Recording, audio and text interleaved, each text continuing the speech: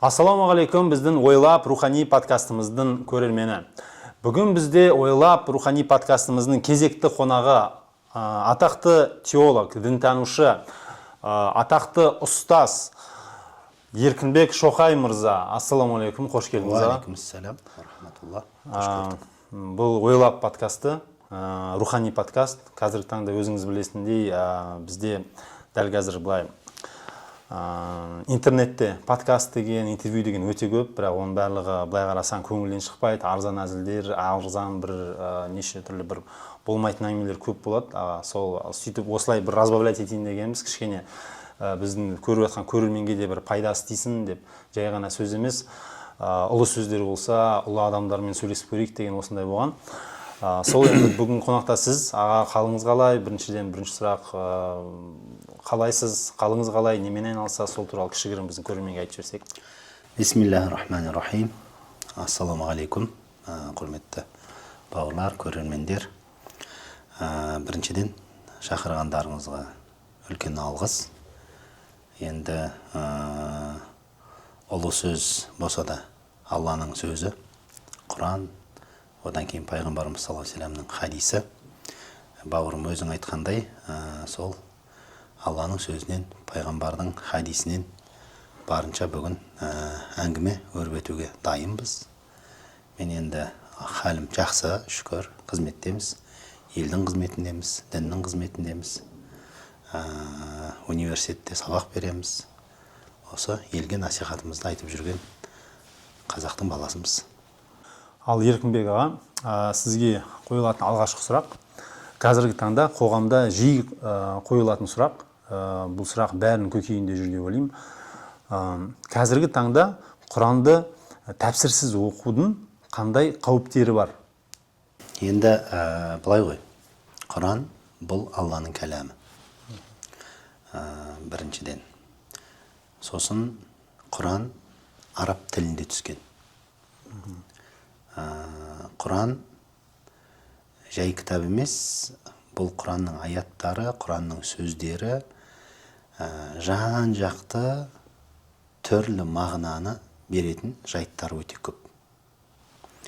Одан кейін Құран, біз білеміз, пайғамбарымыз саллаллаху алейхи ва саллям өмір сүрген 6-7 ғасыр, яғни сол 7 ғасырдың басында сол замандағы жағдай бар, одан кейін сол замандағы оқиғалар бар, солардың желісімен бірде ешқандай бір оқиғаның желісі болмай-ақ Алланың әмірімен пайғамбарымыз Мұхаммед Мұстафа саллаллаху алейхи ва саллямға Алланың тарапынан келген кітап. Енді бұл кітап арабша болса, бұл кітап Алланың сөзі болса, бұл кітап сол бұдан 14 ғасыр бұрын адамзатқа жіберілген болса, одан кейін бұл кітап жан-жақты адам өміріне қатысты, тиісті мағыналарды қамтитын болатын болса, оны жай ғана біреудің арабшаны түсінген, арабшаны қазіргі мынау әдеби арабшаны білетін бір адамның келіп оқи салып, өзінің ойымен, немесе өзінің жаңағы интеллектуалдық деңгейімен оны түсіне салуы, немесе түсіндіре салуы, солай халыққа насихаттай салуы үлкен қателік, бір жағынан қауіпті. Неге? Себебі Құран араб тілінде болғанымен, Құранның сол заманда аяттарының түсу себептері бар. Мен жаңа оқиғалар желісі дедім ғой, оқиғалар желісі бар. Одан кейін бізде жалпы мынау шариғаттың қатқан қағидалары бар. Одан кейін Құран аяттарын түсіндірудің белгіленген, бекітілген принциптері бар. Мысалы, тәпсір жасаудың. Оның барлығын меңгермей тұрып, оның барлығын түсінбей тұрып, Құранды жай ғана арабша білуіңмен түсіне салуың, немесе түсіндіре салуың, әрине ол Құранның мақсатына сай емес, немесе мүлдем кейде мақсатқа қайшы Құранның қажет болатын болса, жан-жағыңда егер оны сен насихаттайтын болсаң, мына қоғамды, үмметті, шәкірттеріңді адастыратын, шатастыратын мағынаны түсініп қалуың мүмкін. Сондықтан Құран бұл Алланың сөзі болғандықтан, жаңағыдай ерекшеліктері болғандықтан, Құранды тәпсірлеудің, түсінудің ғұламалар осындай жан-жақты шарттарын қойған. Енді сол шарттар әр кімнің бойында бола бермейді. Ол тәпсір жасаудың шарттары сол деңгейге, тәпсір жасауға құқығы бар, құзыреті бар деңгейге жеткен ғұламалардың бойында жиналған. Сол ғұламалардың Құранды тәпсірлеуге, яғни түсіндіруге құқы бар. Сондықтан бізде арнайы мынау ислам ғылымдары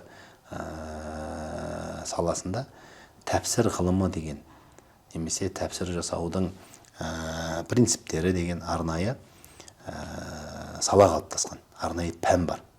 Сол пән бойынша тәпсірлейтін ғалым бүкіл тиісті жаңағы білімнің барлығын меңгеру керек. Сондықтан Құранды жай ғана өз бетінше тәпсір ғұламаларының оған құзыреті бар түсіндіруін пайдаланбай, түсініп алып, оны түсіндіріп насихаттау, ол үмметті әбден шатастыруы, қателестіруі мүмкін. Мысалы, өткенде бір кісі айтып отыр да,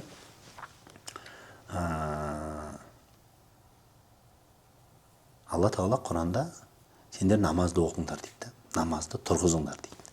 Яғни салат деп атайды. Ол кісі айтады, негізі Құранда намаз деген сөз жоқ дейді. Намаз деген ол парсының сөзі, Құранда салат деп айтады дейді. Салат ол сыйла деген байланыс деген сөзден шыққан. Сондықтан бұл жерде сендер салатты тұрғызыңдар, орындаңдар дегенде Алла Тағала сендер байланыс орнатыңдар деп тұр, намаз оқыңдар деп тұрған жоқ деп, осылай өзінің жаңағы интеллектінің, өзінің түсінігінің деңгейінде Құрандағы намазды тұрғызыңдар, намазды орындаңдар деген аятты тәпсірлеп, немесе түсіндіріп, елді шатастырып отыр. Оны осындай подкастта отырып әңгіме қылып отыр оны. Ол деген үлкен қателік. Сен намаз жарайды, ол парсының сөзінен енген шығар біздің қазақтың тіліне, немесе өзбектің тіліне. Бірақ бұл жерде біз намаз деген уақытта сол Құрандағы салат деген, яғни байланыс деген сөзден түбі шыққан терминге соған намаз деп қолданамыз, салат деп қазақтар айтпаймыз. Бұл жерде ешқандай терминді олай баламасын өзіңнің тіліңде, немесе қалыптасқан бір үлгіде, қоғамның ішінде кеңінен тараған үлгіде аударудың, пайдаланудың ешқандай бір оқасы жоқ. Бұл таза елді, халықты шатастыру. Ал сосын жарайды, байланыс құрыңдар деген өзінде, намазды байланыс деп айтатын болсақ, ал енді оны қалай құрамыз? Біз оны қандай үлгіде Алламен байланысқа түсуіміз керек? Оны бізге кім түсіндіреді оны? Болса да пайғамбарымыз саллаллаху алейхи уассалам түсіндіреді. Пайғамбарымыз саллаллаху алейхи уассалам мені қалай намаз оққанымды көрсеңдер, солай намаз оқыңдар деді. Демек, Құрандағы салат, яғни байланыс деген сөздің, сол Алланың әмірінің, сол құлшылықтың қалай орындалатын бізге пайғамбарымыз саллаллаху алейхи уассалам көрсетті. Біз сол қимылдардың жиынтығын намаз деп атаймыз. Арабшада салат дейді. Сондықтан осылай өзіңнің жеке қысқа интеллектіңнің, түсінігіңнің шеңберінде тікелей Құран аятын түсіндіру, тәпсірлеу, бұл тұтастай кейде қоғамды шатастырып жіберуі мүмкін жағдай. Бұдан біз сақ болуымыз керек. Еркінбек аға, келесі сұрағымыз. Құран бізге жеткілікті деген ұстанымның қателігі неде? Енді бұл бір топ шықты ғой. Негізі бұл топтың түбі неде жатыр? Үндістанда жатыр. Үндістан мұсылмандарының арасынан ол белгілі бір тараптар арнайы қолдап, ұйымдастырып пайда болған топ. Оларды біз кейде құраншылар деп атаймыз. Себебі тек біз Құранмен өмір сүреміз. Бұл хадистің, пайғамбардың сүннетінің ешқандай керек жоқ деген секілді ұранды олар жариялайды.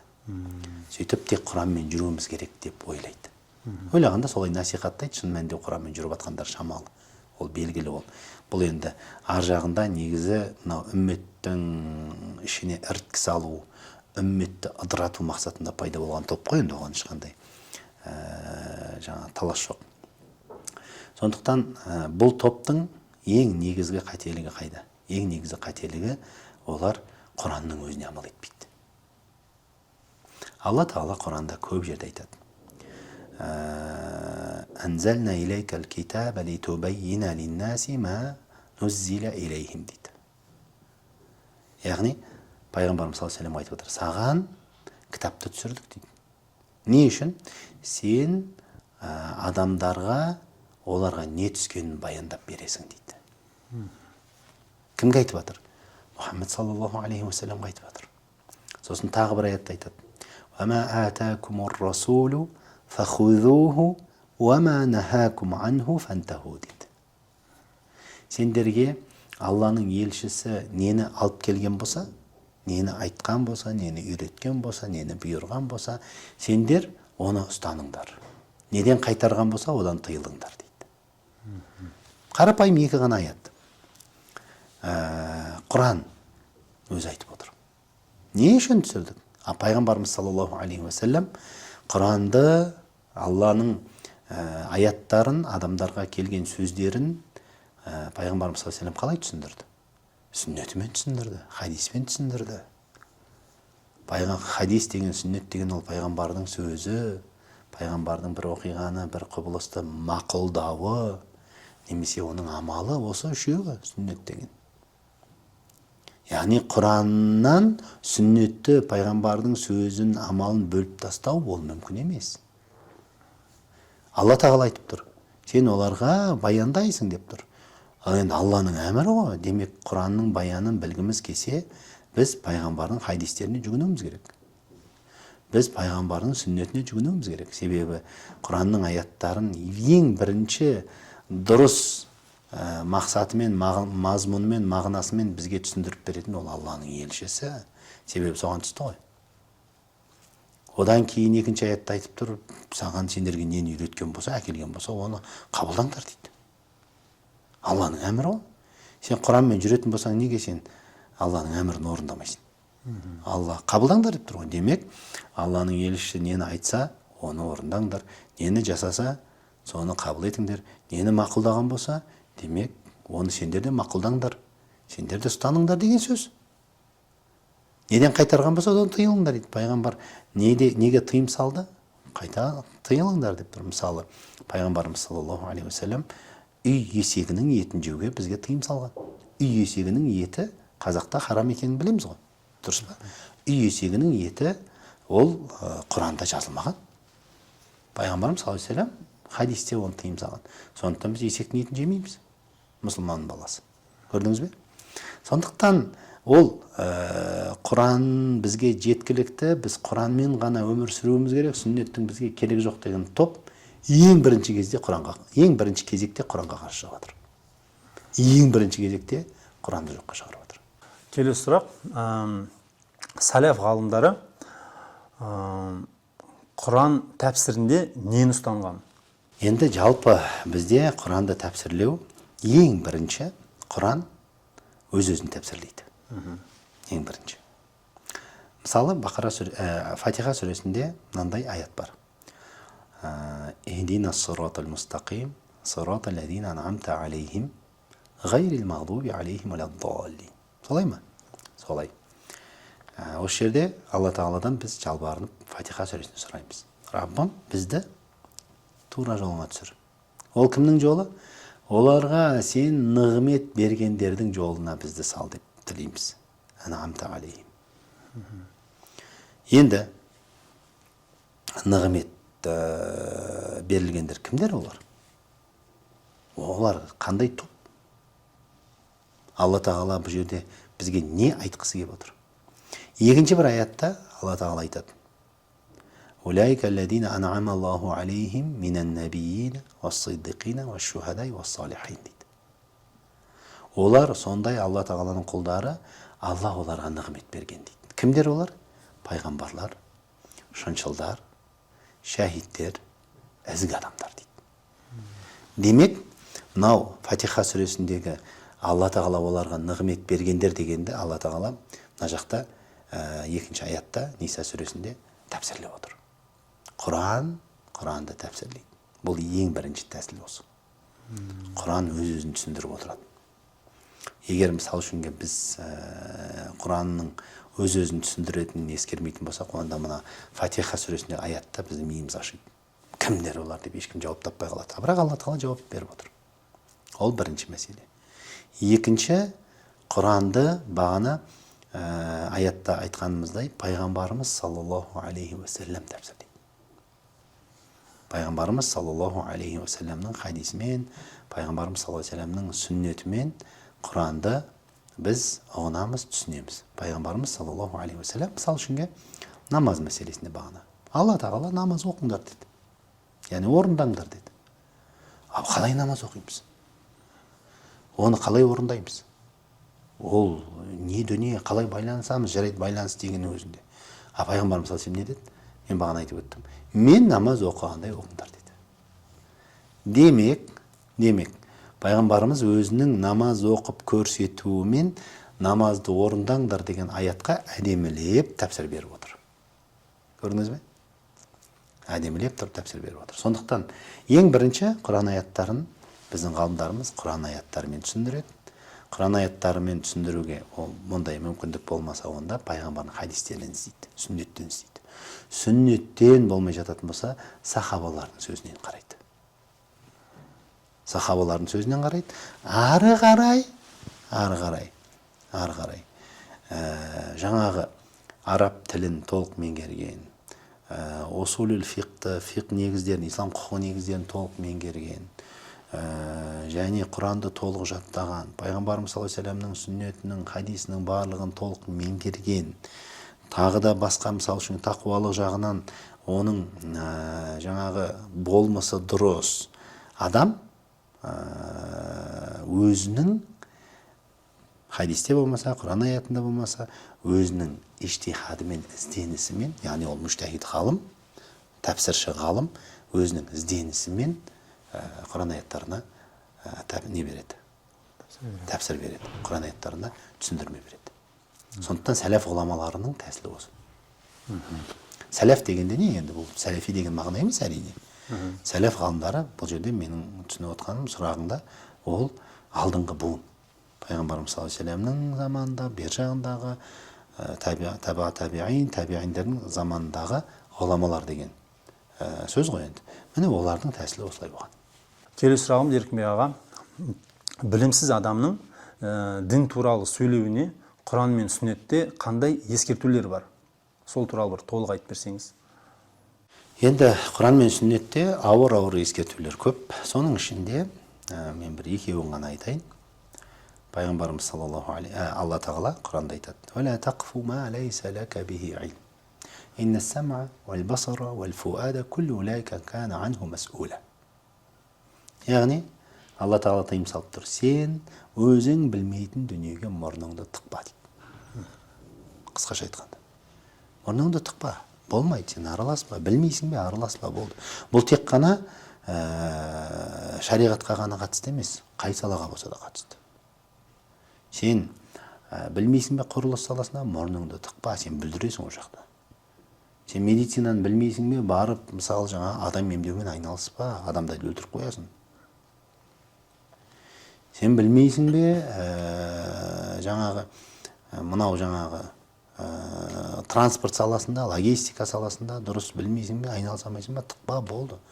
Сен бүлдіресің, заттар кешігеді, сосын банкрот боласың, опасный деген секілді. Айта берсең көп енді арқада. Айта берсең көп. Сол секілді шариғатта да солай. Себебі, инна сам'a, есту қабілетің, көру қабілетің, сенің мынау ойлау, жан дүние барлығынан ертең Алланың алдында сұраласын, жауап бересің дейді. Не естідің, не көрдің, не сөйледің, не ойладың, бәрін Алланың алдында жауап бересің. Улайка кана анху мас'ула. Пайғамбарымыз саллаллаху алейхи уассалам айтады: кімде-кім Құранға қатысты өзінің ойынан, яғни ешқандай оның тәпсірлеуге құзыреті жоқ.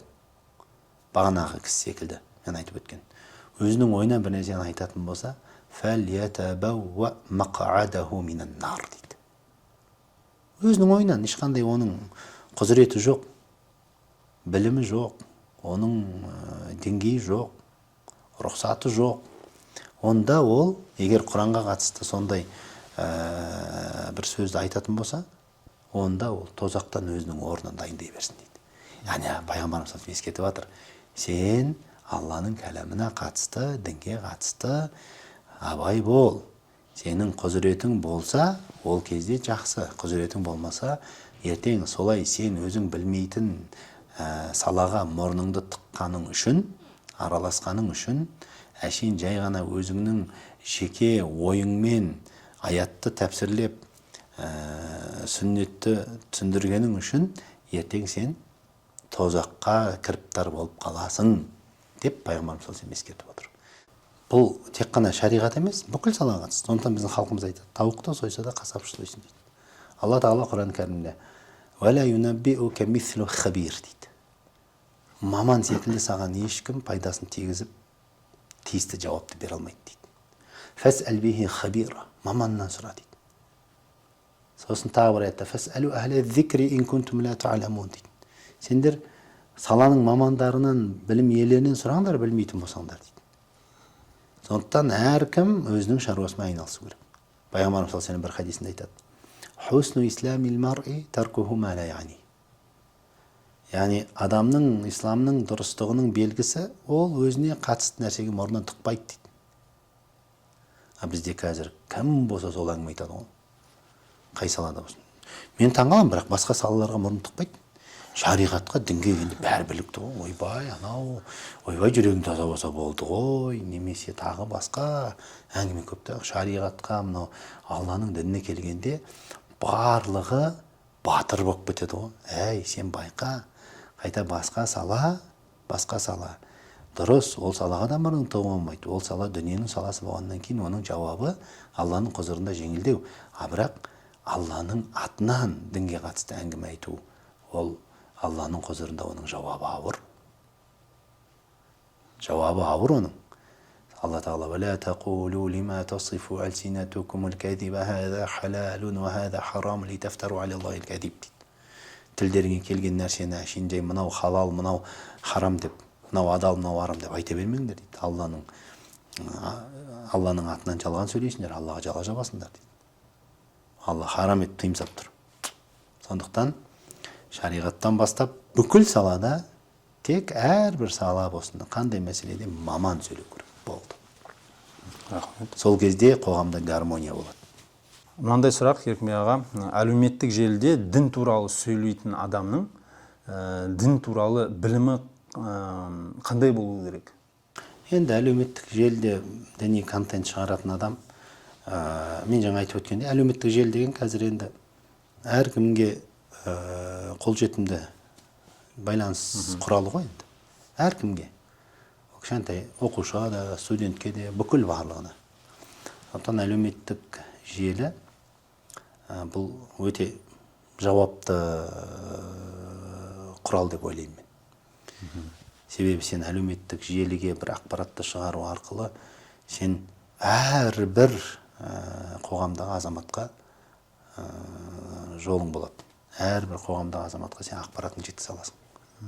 Себебі телефон әрқайсымыздың қолымызда. Жауапкершілік үлкен. Газет, журналдың жауапкершілігі ондай емес. Газет, журналдың жауапкершілігі, сол газетке кім жазылды, журналға кім жазылды, солардың ғана доступы бар еді бұрын. Дұрыс па? Жазылды, ол демек үлкен кісі, немесе бір мұғалім, болмаса тағы бір ғалым кісі, солар жазылды. Сондықтан газет, журналдағы журналистердің немесе сол ақпарат құралдарының бетіне жарияланған материалдардың жауапкершілігі қазіргі әлеуметтік желінің бетіне шығатын материалдардың жауапкершілігі секілді емес. Сондықтан әлеуметтік желімен мен ойлаймын өте сақ болу керек. Өте сақ болу керек. Әсіресе жалған ақпарат таратуда қазір өкінішке орай нақтыланбаған, дәлелденбеген ақпараттар шығарып, кейбір мысалы біздің блогер бауырларымыз, кейбір қарындастарымыз босқа таяқ жеп жатыр. Ол жағынан заң бойынша да жауап береді қажет болса. Сондықтан ал енді дінге қатысты әрине әлеуметтік желіге тексерілген ақпаратты ол енді біздің муфтиятымыздың имамы болса, немесе дипломы бар ғалым ұстаздардың ақпараты болса, оны жариялағанның онда тұрған ешқандай оқасы жоқ деп ойлаймын. Солардың ақпаратын бөліскеннің. Ал бірақ өз тарапынан бір нәрсені жазып шығару, әрине оған енді біліктілік, құзырет керек. Ол құзыретті бізде беретін біздің медреселеріміз бар, білім беріп, сосын құзыретті мойындап құжат береді. Нұр Мүбарак университетіміз бар, басқа біздің университеттер бар, Әл-Фараби университеті, немесе Яссауи университеті деген секілді. Сосын біздің муфтиятымыздың аттестациялайтын тағы да құзыреті бар. Содан өткен адамдар енді ол тарата берсе, оның бір ешқандай оқасы жоқ деп ойлаймын. Еркінбек аға, енді мынандай сұрақ, дінде білмеймін деп айту, ол неліктен ғылымдықтың бейнесі деп саналады? Себебі неге? Себебі жалпы мынандай әңгіме бар. Мил уссанабили янхани битавадуин валфаригату руусухунна шавамиху дейді. Арабтардың осындай өлең жолдары бар. Бұл деген сөз, мынау жемісі бар ағаш, жемісі көп ағаш, бүйтіп иіліп тұрады ғой. Жемісі жоқ ағаш, ол бүйтіп тік тұрады. Солай ғой?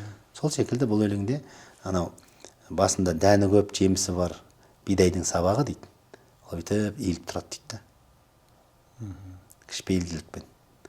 Ал дәні жоқ болатын болса, еш нәрсесі жоқ болса, бүйтіп қашаңдап тұрады дейді. Тәкаппарланып, құтырып тұрады дейді.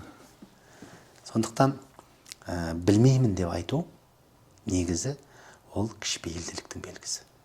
Адам баласының оның қарапайым екендігінің белгісі. Адам баласының жауапкершілікті сезінетіндігінің белгісі. Ал білсе де, білмесе де, аузына келгенді айтып, ананы айта беретін, аузына келгенді айтып жауап бере беретін, немесе сөйлей беретін, пікір білдіре беретін адам, ол демек біріншіден жауапкершілік жоқ деген сөз. Екіншіден ол белгілі бір деңгейде мәселе бір пайдам тигізейін емес, мен көрініп қалайын деген мақсатта жаңағы әйтеуір сөйлей беретін, әйтеуір айта беретін, жауап беретін, внимание өзіне жинау үшін. Ол болса да белгілі бір деңгейде тәкаппарлықтың бір несі бар осы жерде. Көрдіңіз бе? Сондықтан жаңағыдай мәселе.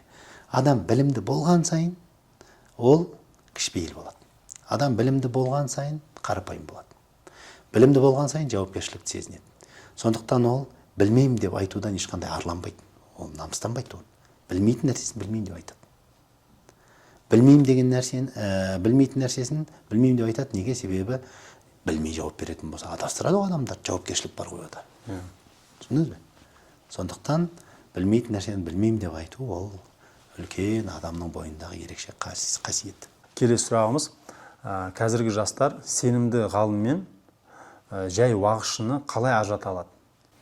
Енді жастардың ол мәселені ажырату сәл қиындау шығар. Бұл жерде біздің Қазақстан мұсылмандары діни басқармасының имамдары бар. Ол аттестациядан өткен, сосын басқа да тексерулерден өткен. Сондықтан сол сенімді мекеменің қызметкерлерін, сосын біздің Нұр Мүбарак университетінің ұстаздары бар, соларды, сосын басқа да үлкен-үлкен университеттердің ғалымдары бар. Соларды тыңдау керек. Ал әйтеуір еш жерде оның жаңағы орны жоқ, немесе оның рөлі жоқ. Ананы-мынаны әлеуметтік желіге отырып алып айта беретін, басқалар ешқандай оған қатысты бір жақсы пікір айтып рекомендация бермеген адам тыңдай беру әне шатастырады. Сондықтан менің ойлаймын, қазір критерийді солай қою керек. Ол жастар, ол жас қой, ол саланың маманы емес, ол қалай ажыратады ғалыммен жай ғалым емес адамды. Қазіргі таңда просто жастарда мынандай проблема болып жатыр да, бір жас бала мысалы мешітке барып уағыз тыңдайды, осының өзінің районына болады, есік алдына. кешкісін балалардың бәрін жинап алады да соларға сол уағыз айтып беріп жатады. Дұрыс айтып жатыр ма ол оны, дұрыс емес айтып жатыр ма оны ешкім дейді. Ана балалардың бәрі ауыз ашып. Мәселе былай ғой, мәселе былай. Жастар бір-бірімен араласады ғой. Оқушылар болсын, студенттер болсын, жалпы достар болсын, көршілер болсын. Оны бір-бірінің аузына қақпақ қоя алмайсың. Ол қақпақ бола алмайсың оларға. Сол үшін бұл жерде біз жалпы жастарды, біздің ұрпағымызды жалпы сауаттандыруымыз керек. Ол дұрыс әңгіме қайсысы, қате әңгіме қайсысы. Дұрыс дін, қате дін қайсысы. Соны ажыратып беріп, мына ұрпақты, жастарды солай тәрбиелеуіміз керек. Сол кезде ол ананың мынаның айтқан уағызына еріп кетпейді, еліктеп кетпейді. Сауат болса, оны ақ-қарасын ажырататын қабілет болса, сондықтан біреудің аузына қақпақ болу деген мына заманда мүмкін емес. Ойбай, сен оларға жауапкершілік үйрету керек. Айналайын, сен әлі уағыз айтатын, ондай дінді насихаттайтын деңгейің жоқ, құзыретің жоқ, байқа деген секілді. Өзі сауаты білімі болатын болса, өзі айтпайды ол. Келесі сұрағымыз Еркінбек аға, мынандай сұрақ. Ғалымдардың арасында болып жатқан ихтилафтарды қарапайым мұсылман адам қалай қабылдауы қажет? Енді ғалымдардың арасында, жалпы үлкен ғұламалардың арасында бәрібір көп мәселелерде келіспеушіліктер бар. Сондықтан сол ғалымдардың ихтилафына барлығына еремін деп шатасып кетпеу үшін бізде мәзһаб ұстау немесе бір белгілі бір мектептің нұсқауларымен өмір сүру деген дәстүр қалыптасқан. Мысалы, біздің елде Ханафи мазхабы кеңінен тараған. Ханафи мазхабының ғұламаларының пікірлері, Ханафи мазхабының ғұламаларының пәтуалары, сонымен өмір сүру, соны ұстану, сол бойынша құлшылығымыз жасау дәстүрі қалыптасқан. Сондықтан қарапайым ғалым деңгейіне, муштахид деңгейіне, немесе ізденуші деңгейге жетпеген мұсылман адам, ол өзінің елінің мәзһабымен өмір сүру керек.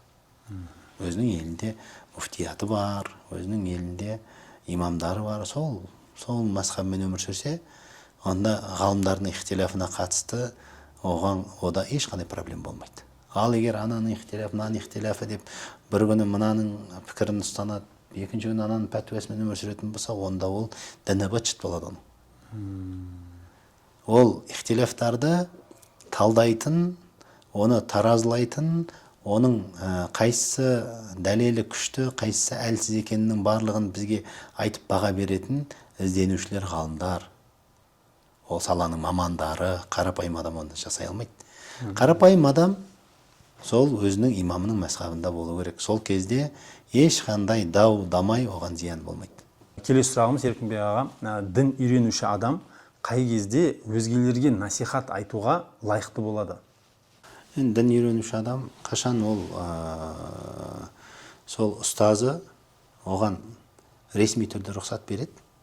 Оны баяғы тілмен айтқанда ижаза дейміз. Қазіргі тілмен айтқанда диплом дейміз. Содан кейін құзыретті болады ол. Оған дейін ол құзыретті болмайды. Мысалы, дәрігер академияны немесе жаңағы университетті, медуниверситетті бітірмей тұрып, оны еш жерде жұмысқа алмайды, диплом болмаса. Неге? Себебі оның әлі рұқсаты жоқ. Демек ол емдеуге, болмаса мысалы операция жасауға, тағы басқа медицина саласында жауапты адамдардың денсаулығына, қоғамның денсаулығына, елді емдеуге қатысты мекемелерде жұмыс жасай алмайды. Дұрыс па? Дұрыс. Қай салада болсын солай. Ол ана рұқсатты алады ресми, содан кейін барып құзырет болады. Тура сол секілді біздің университеттерімізден, медреселерімізден дипломды рұқсатты алады. Бұрынғы тілмен айтқанда мен жаңа айттым, ижаза, қазіргімен диплом. Сол диплом оған құзырет береді. Яғни сол оның құзыретінің, оның жалпы деңгейінің, білімінің, сауатының бар екенін, сондай қызметті көрсете алатындығын растайды. Сондықтан сонымен қазір өлшейміз. Ал құрметті көрермендер, бүгін бізде қонақта болған атақты дінтанушы, теолог Еркінбек ағамыз. Аға, сізге келгеніңізге рахмет. оқасы жоқ. Біздің командамыздың атынан сізге бар жақсылық тілейміз. Амин. Сол, үлкен рахмет келгеніңізге. Рахмет. Біраз өте пайдалы әңгімелер айтылды деп ойлаймын. Біздің қазіргі кезде қоғамға керек әңгімелер. Тағы да бір рахмет. Подкасттарыңның көрермені көп болсын. Рахмет. Елге пайдасы тие берсін. Ұзағынан болсын. Рахмет баршаңа да.